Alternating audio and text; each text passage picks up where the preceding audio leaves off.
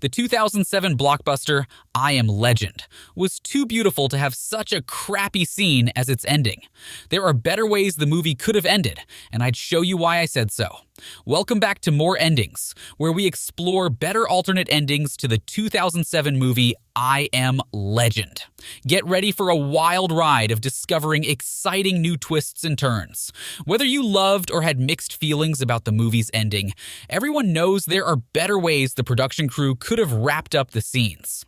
Though the movie hit the theaters in 2007, the story goes way back to the 1950s, when Richard Matheson wrote a book with a similar name. This book was a trailblazer in the world of vampire and zombie stories. They even made a movie called The Last Man on Earth, based on Matheson's book. And guess who played the main guy, Neville? It was Vincent Price. And it was nearly as exciting as the 2007 adaptation, which, in our opinion, could have ended way better. But how does the movie actually end? Of course, our hero gave his life for the course. As the city lies in ruins after the big disaster, Dr. Robert Neville, a scientist who studies viruses, sets up in Ground Zero, where the disaster hit the hardest. He catches one of these spooky beings called Darkseekers for his experiments. The Darkseekers were once regular people like us, but a virus that wiped out a bunch of folks turned them into weird, pale, vampire-like creatures. Now, Dr. Neville is trying to figure out how to make things right again. Neville is in the clear when the sun is shining because these creatures can't handle sunlight. It burns them up. But when nighttime falls, things get seriously scary. The alpha male and his gang relentlessly stalk Neville, waiting for him to make a mistake. Well, they got him. It's so heartbreaking because they did the unthinkable. They killed his dog. But then, out of the blue, Neville realizes he's not the only one left. His broadcast signal has reached a woman named Anna and a young kid named Ethan. They show up and save the day, which would have been Neville's last. As Neville starts to wrap his head around that he's not the last human on Earth, he opens up. There might be a chance for a bit of normal life again. But when things seem kinda okay, the Darkseekers launch a surprise attack. It wasn't unexpected. Neville has caught the alpha female, and her partner is unhappy. For some, that is heroic. For others, it's very sad. So how else could it have ended? All three arrive in Vermont. Well, this could only be possible if Neville lives. In this different ending to I Am Legend, Neville decides to skip self-sacrifice. Picture this. Neville, Anna, and Ethan are stuck in a tight spot in the lab, and Neville notices a butterfly tattoo on the alpha female. The alpha male only tries to reconnect with his lady, and Neville puts it all together. He spots cracks in the glass, forming a butterfly shape, a makeshift sign from the alpha male. In that moment, Neville sees things from the Darkseekers' perspective. He realizes they view him as a scary monster, the exact way he views them. And for him, it's a real eye-opener about how different sides can have their own stories. Choosing to do things differently, Neville decides to let the alpha female rejoin her group. He puts the whole cure idea on the back burner and, with Anna and Ethan in tow, makes a break for it to find other survivors beyond the ruins of New York City. This twist sheds light on Neville's choices being shady. It's not the typical hero sacrificing himself to move. Instead, he's facing the consequences of his actions. This alternate ending brings Neville's journey full circle, giving him a chance at a fresh start, even if there's no magical cure in the mix. It just doesn't stop there. What if Neville remarries? A twist you wouldn't expect. But isn't that what the best movies are about? Neville's big dream is to save the world, but he's not so keen on being alive to enjoy it. Now, this alternate ending throws a curveball. It's not all tied up neatly, it's more like a mystery waiting to be solved. Here, Neville not only lives, but also remarries in a quest to find himself again. Neville's quest to rediscover himself is just starting. The guy might not return to who he was before all the chaos, but there's hope for a new chapter beyond the walls of his NYC pad. Lucky for him, there are new buddies by his side and a fresh way of looking at what it means to be human, the fight and never-dying resilience we possess.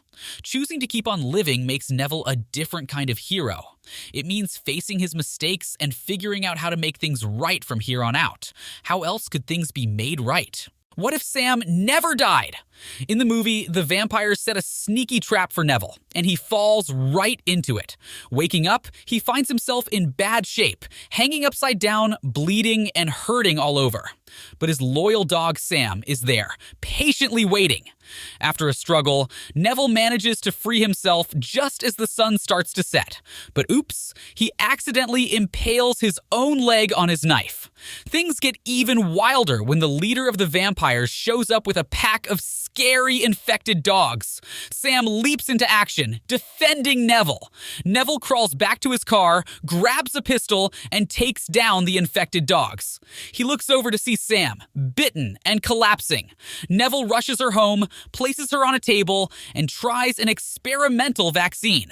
It's a heart-wrenching moment when Neville realizes the vaccine fails. Sam's hair starts falling out, and she turns aggressive.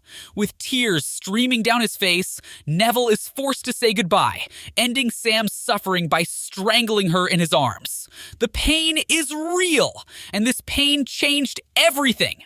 Now, fueled by grief and rage, Neville decides he's had enough, and in a fierce burst of emotion, he goes out to take on the vampires face to face. But what if Sam didn't die? Neville would not have gone out that day and wouldn't have needed saving by Anna and Ethan. The duo could go on experimenting together until a viable cure is found. This ending really shows how just one decision can change an entire story. Speaking about change, what if a change was made and Neville is not on the cure mission alone? Neville's big goal is to figure out how to turn the virus around using his immune blood. And he attempted this all alone. But in this alternate ending, he's got support. Neville stumbles onto something big, a secret underground lab beneath the rubble. In there, he finds a bunch of scientists who've been busting their brains trying to cook up a cure. They've been at it nonstop, and together, they fine-tune their research magic, coming up with a serum that might flip the script on this deadly virus. Step by step, those once super scary creatures started becoming more like their old human selves. Families found each other again, and hope started peeking through in this once bleak world. They joined forces and got busy rebuilding society, kicking the darkness out completely. And that's how the movie wraps up, with a big win and a shout out to the unstoppable strength of the human spirit. But what if there was no need to wipe them out? The next alternative ending explores this very issue. A mutual coexistence. Here, Robert Neville discovers that those infected folks aren't just mindless, scary monsters. They're dealing with a mutated version of the virus. Instead of fearing them, he decides to reach out and understand them. There may be a way for all to live harmoniously. With a mix of patience and empathy, Neville connects with these evolved creatures, learning that they still hold on to memories and emotions. Once thought of as pure monsters, the infected beings spill their stories of surviving and losing things. Neville, the last guy standing, becomes a link between these two worlds, making a unique coexistence happen. The movie then ends with a big idea: understanding each other. It challenges the whole idea of being human and hammers home the importance of being kind, even when things get tough. But wait, there's more. Neville's not the only survivor. As Robert Neville kept doing his solo thing, he discovered this secret group of survivors who somehow dodged the virus. Thrilled to find others who get what he's been through, he is welcomed into their crew. They devise a plan to remove the city from those infected beings. It gets seriously intense when Neville and the crew face off against the infected in a nail-biting rescue mission. It's all or nothing to save their captured loved ones. The movie wraps up with the survivors as the champs, taking back their city and delivering a big message about how standing together is powerful and how the human spirit can't be beaten. Hold tight for the next ending, which is the craziest. Guess what it is? Neville becomes a monster. The alternate ending spills the beans on a not-so-heroic side of Neville. He sees a monster in the mirror, realizing that his experiments turned him into something he never planned. It's like he got addicted to finding a fix, no matter the cost. Capturing the alpha female wasn't enough for him. Oh no, he wants the big boss, the alpha male, and he's going off the rails in the process. Neville's obsession is driving him crazy. Suddenly, it hits him like a ton of bricks. He's as much a monster as those dark seekers he's been hunting.